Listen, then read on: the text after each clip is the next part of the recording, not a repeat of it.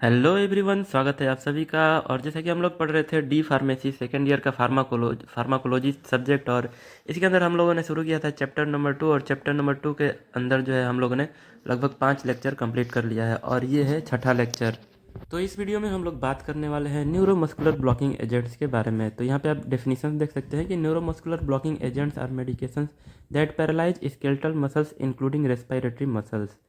They are used to relax muscles during surgery or other procedures that require general anesthesia. They can also be used to help with breathing when a patient need a tube put into their throat. तो neuromuscular blocking agent जो है वो ऐसे medicine हैं जो हमारे muscles को paralyse करने के लिए रिस्पॉन्सिबल होते हैं। जो हमारे स्केलेटल मसल्स हैं, जो हड्डियों से जुड़े हुए मसल्स होते हैं, उनको पैरालाइज और रिलैक्स करने का काम करते हैं। और इसका यूज जो है एज ए जनरल एनेस्थीसिया या फिर जो है कि किसी सर्जरी के दौरान किया जाता है।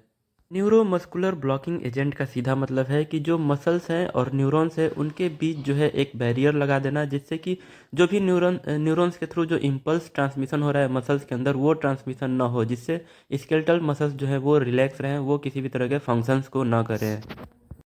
न्यूरोमस्कुलर ब्लॉकिंग एजेंट के क्लासिफिकेशंस की अगर हम बात करें तो यहाँ पे आप क्लासिफिकेशंस देख सकते हैं कि क्लासिफिकेशन जो है वो मैकेनिज्म ऑफ एक्शन के आधार पे जो है इनको डिवाइड किया गया है पोलराइजिंग और नॉन पोलराइजिंग एजेंट्स में।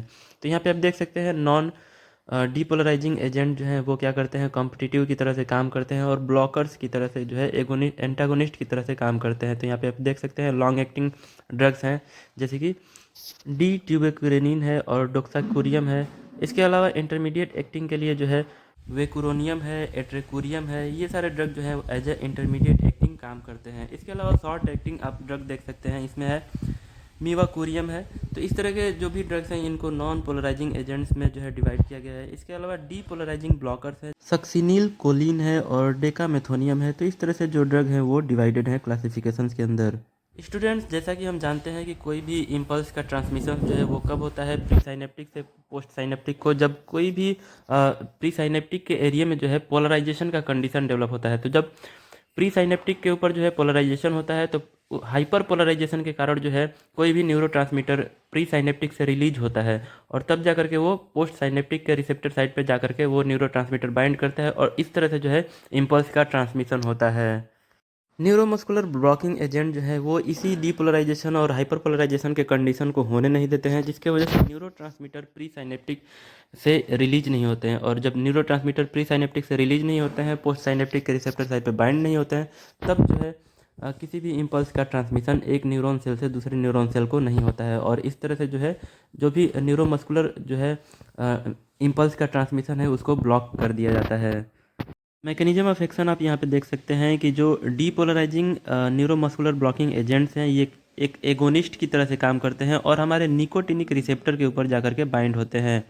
और निकोटिनिक रिसेप्टर के ऊपर बाइंड करके पोस्ट साइनेप्टिक के निकोटिनिक रिसेप्टर पे बाइंड करके ये क्या करते हैं कि हमारे आयन चैनल्स को ओपन कर देते हैं, और आयन चैनल्स को ओपन करके डीपोलराइज जो है कि डीपोलराइजेशन कॉज करते हैं, और उस डीपोलराइजेशन के कारण जो मसल्स हैं वो रिलैक्स हो जाते हैं या पैरालाइज हो जाते हैं। इसके अलावा non depolarizing neuromuscular blocking agent जो हैं वो एंटागोनिस्ट की तरह से काम करते हैं, और ये भी सेम जो है पोस्ट साइनेप्टिक के निकोटिनिक रिसेप्टर के ऊपर बाइंड करके उस निकोटिनिक रिसेप्टर को ब्लॉक कर देते हैं, जिससे किसी भी तरह के न्यूरोट्रांसमीटर जो हैं वो उस रिसेप्टर पे बाइंड नहीं कर पाते हैं, और इस तरह से इम्पल्स के ट्रांसमिशंस को इनहेबिट करके ये न्यूरोमस्कुलर ब्लॉकिंग एजेंट अपना काम करते हैं।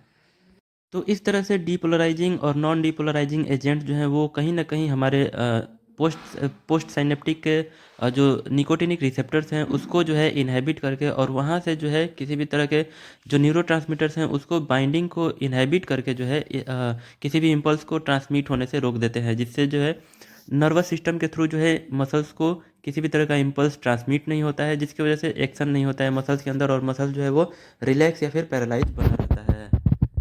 न्यूरोमस्कुलर ब्लॉकिंग एजेंट के थेरेप्यूटिक यूजेज आप यहाँ पे देख सकते हैं। न्यूरोमस्कुलर ब्लॉकिंग एजेंट जो है वो हमारे स्केलेटल मसल्स को रिलैक्स करने के लिए रिस्पॉन्सिबल होते हैं। इसके साथ ही जो हमारे रेस्पिरेटरी मसल्स हैं उसको भी रिलैक्स करने के लिए रिस्पॉन्सिबल होते हैं। साथ ही इसका यूज एज ए एनेस्थीसिया किया जाता है, और इमरजेंसी मेडिसिन के रूप में भी इसका यूज किया जाता है। साथ ही क्रिटिकल केयर के लिए इसका प्रयोग किया जाता है। साइड इफ़ेक्ट्स यहाँ पे देख सकते हैं, न्यूरोमस्कुलर ब्लॉकिंग एजेंट के कारण कौन कौन से साइड इफ़ेक्ट होते हैं। तो मसल स्ट्रेचिंग देख सकते हैं यहाँ पे, जो मसल्स हैं उसमें जो है मरोड़ खिंचाव होता है। इसके अलावा हाइपोटेंशन का कंडीशन डेवलप हो सकता है, टेकीकार्डिया हो सकता है, एलर्जिक रिएक्शंस हो सकते हैं। इसके साथ ही जो है कि इंक्रीज इंटॉलरेंस प्रेशर हो सकता है, हाइपरकैलेमिया हो सकता है, ब्रेडिकार्डिया हो सकता है, मसल्स के अंदर पेन हो सकते हैं। तो इस तरह के जो भी साइड इफ़ेक्ट्स हैं वो इस कंडीशन में देखे जा सकते हैं, अगर कोई पेशेंट जो है वो न्यूरोमस्कुलर ब्लॉकिंग एजेंट ले रहा है। तो वीडियो कैसा लगा कमेंट करके ज़रूर बताएं, अच्छा लगा तो वीडियो को लाइक करें और दोस्तों